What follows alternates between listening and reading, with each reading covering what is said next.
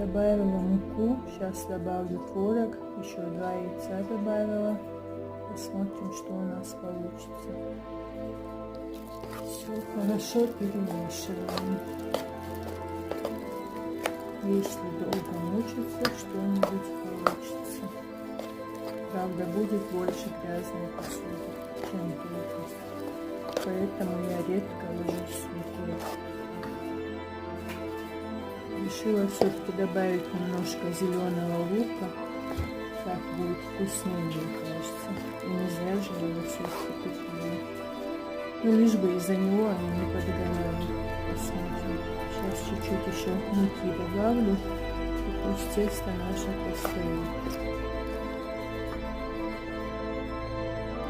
Вот такое тесто у нас получилось.